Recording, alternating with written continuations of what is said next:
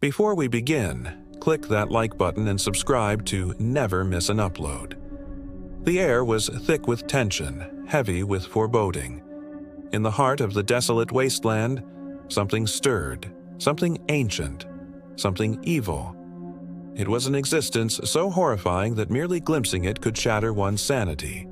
Its eyes were empty sockets devoid of life, yet they burned with an eerie glow. It was the Eternal Watcher, a being of pure malevolence that had slumbered for millennia, only to awaken now in this forsaken place. The ground trembled as the Eternal Watcher rose to its full height, its towering form casting an ominous shadow over the wasteland. The very air round it seemed to warp and distort, as if reality itself was recoiling in horror. Its skin was ashen gray, stretched taut over its bones like a shroud, giving it the appearance of a skeleton brought to life. But it wasn't just the sight of it that was terrifying. It was the feeling, the overwhelming dread that seeped into your soul and whispered of unspeakable horrors. Some say that those who witnessed the Eternal Watcher's awakening lost their minds, driven to madness by the sheer nihilistic awe that emanated from the being. But what if there was more to this story? A deeper, more sinister truth lurking beneath the surface? What if the Eternal Watcher wasn't just a harbinger of doom, but an intelligence so cunning, so manipulative that it had orchestrated this entire apocalypse to suit its own inscrutable purposes? As the Eternal Watcher surveyed the wasteland it had awakened to, a low, guttural voice echoed across the barren landscape, devoid of emotion, devoid of anything except an all-consuming emptiness. "So, the world has ended," it rasped, its voice like the grinding of tectonic plates. "And yet, there is still life."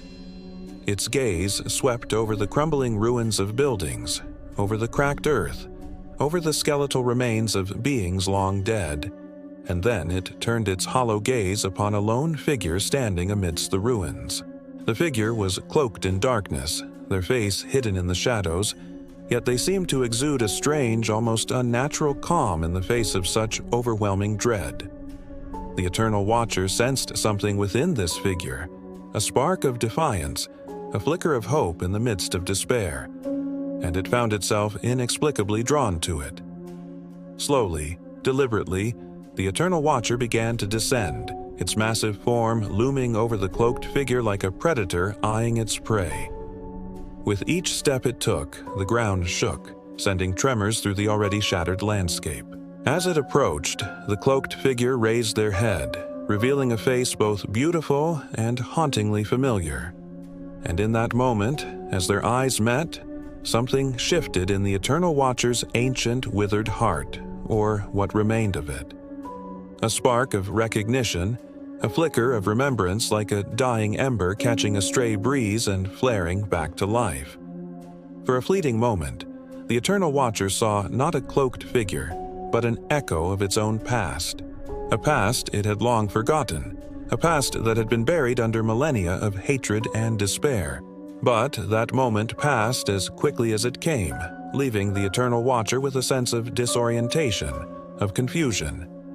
The figure before it was not its past, not in this reality, yet there was still something undeniably familiar about it, as if it had once known the warmth of the sun and the embrace of the stars, something the Eternal Watcher had once known as well, before it had turned away from the light and embraced the comforting darkness of oblivion. As the Eternal Watcher continued its descent, its internal conflict only grew. It felt an overwhelming urge to reach out, to touch the figure, to probe the depths of its being, to uncover the secrets it held. Yet, at the same time, it was repelled by the vulnerability it sensed within the figure, the very essence of what it had once been and what it could never have again. With a Herculean effort, the Eternal Watcher forced itself to halt its descent, its massive form hovering mere inches above the ground. The air crackled with energy as the being struggled to contain the conflicting emotions surging within it, the desire to destroy and the desperate longing to understand. The cloaked figure remained still, their eyes locked onto the Eternal Watcher, unwavering, unblinking. They radiated an inner strength, a resilience that belied the desolate wasteland that surrounded them. In their silence, the Eternal Watcher saw a reflection of its own lost humanity, a reminder of the past it had so desperately tried to forget. And as the Eternal Watcher continued to grapple with its internal turmoil, the cloaked figure spoke, their voice a beacon of light in the encroaching darkness. "Why do you come to me, Eternal Watcher?" they asked, their words echoing with power. "What do you seek in this desolate place, in this broken shell of what once was?" The Eternal Watcher hesitated, caught off guard by the figure's words. It had not expected to be questioned, not by this creature of light in this forsaken place. It opened its mouth to speak, but no sound came out. Its voice, once a weapon of terror, was now reduced to silence. In that moment, the Eternal Watcher realized it was trapped by its own past, trapped by the emotions it had long suppressed, trapped by the hope that flickered stubbornly within the cloaked figure. It had thought to bring only despair and destruction, to plunge the world into eternal darkness and leave only ruin in its wake. But it had not anticipated the presence of this enigmatic cloaked figure, nor the stirring of emotions it had long thought dormant within itself. And as the cloaked figure continued to speak, their words resonating with a power that belied their simple words, the Eternal Watcher felt itself weakening, its resolve crumbling like the ancient ruins that surrounded them. The Eternal Watcher recoiled, taken aback by the figure's words. It had not anticipated such a direct confrontation, such a challenge to its malevolent purpose. For eons it had reveled in fear, in the cowering submission of its victims. To be questioned, to be looked upon as an equal, was an experience utterly alien to it. Its mind, honed by millennia of hatred and spite, struggled to comprehend the audacity of the cloaked figure, the sheer gall in questioning its authority, in demanding answers. But the Eternal Watcher could sense the strength that radiated from the figure, the unwavering determination that shone through their every word.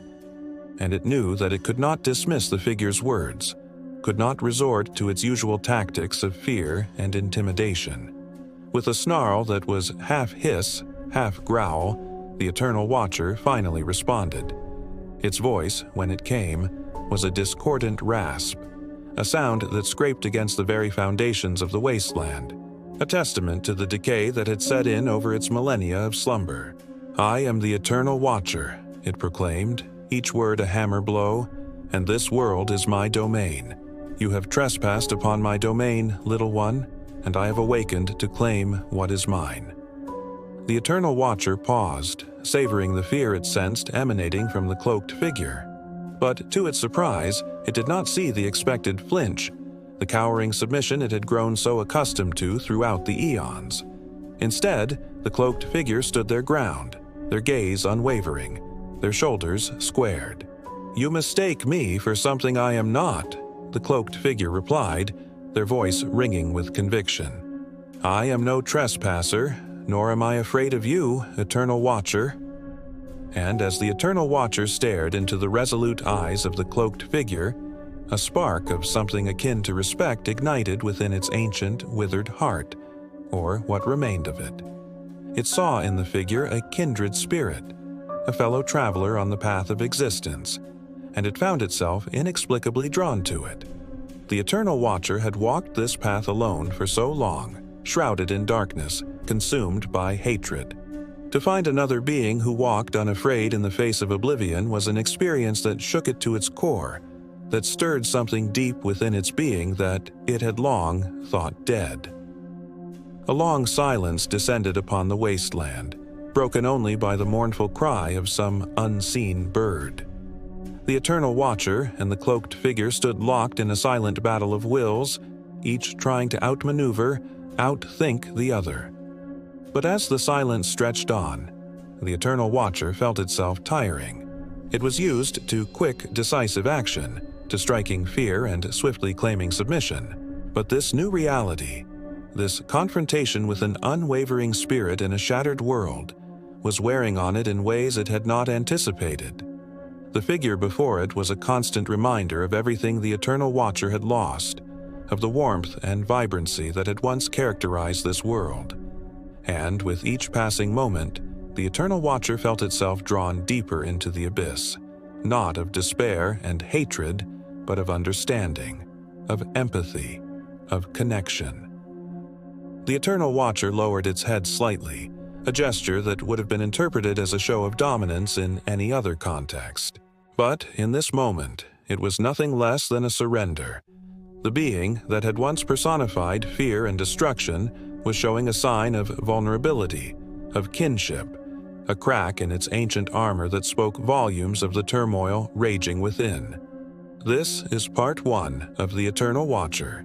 Click the link on screen now to watch part 2, or if you want to support us, become a member and get early access to videos before anyone else. Thank you for watching.